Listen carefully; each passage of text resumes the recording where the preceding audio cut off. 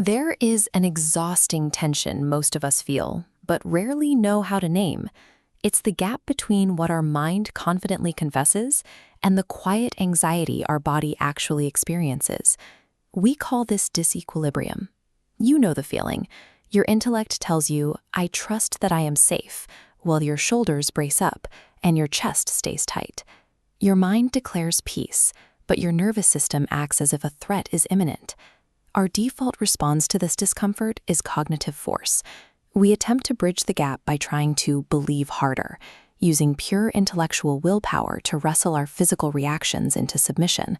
This fails because willpower is a function of the conscious mind, while the nervous system operates on a much deeper biological level. You cannot hack the vagus nerve with logic. When the body detects danger, it ignores your thoughts and prioritizes survival. If willpower cannot force the body to obey, then we are not the masters of our biology, we are its inhabitants. This requires us to stop viewing the body as a machine to be operated and start seeing it as a space we actually dwell in. It is a temple to be honored, rather than a tool to be managed. Achieving actual peace requires us to abandon the struggle for intellectual control. We have to make a deliberate descent out of the head and down into the body so we can finally learn its native language. That descent starts by letting our attention drop from the racing thoughts in our skull down into the steady physical rhythm of our chest. Right here is the breath. It acts as a precise physical border, the exact meeting point where your voluntary choices interact with your involuntary biology. The simplest way to cross this border is passive observation. We just notice the inhale and the exhale. We don't try to slow it down, deepen it, or force it to be peaceful. We simply watch it happen.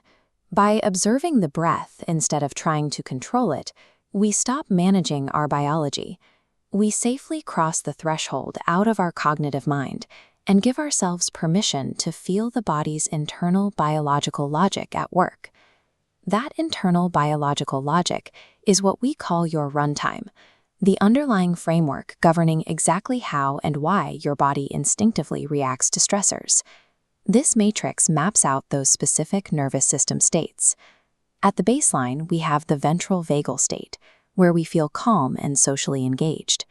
But when a stressor is introduced, the system transitions into the sympathetic state, creating a sharp, agitated spike of fight or flight energy. If that fight or flight energy doesn't resolve the threat, the system drops deeper into survival mode. It falls into the low-energy, flatlining trough of the dorsal vagal state, causing us to freeze or shut down. Or it gets caught in the cyclical, trapped loops of the fawn response, where we instinctively collapse our boundaries to appease the threat. When an external trigger hits, it forces your body to automatically drop into one of these deep survival states. Notice how this immediate response completely bypasses the conscious, theological part of your brain. Our physical reactions to stress are not a failure of belief. They are highly predictable biological safety mechanisms running on a hidden code, separate from our intellectual faith. That hidden code is not stored in our thoughts. Our muscles, gut, and fascia store distinct memories and beliefs completely independent of our brain's cognitive memory.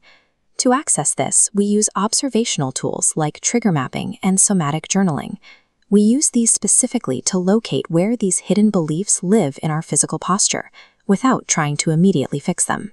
By locating these areas of tension, we can identify the lies in the tissues.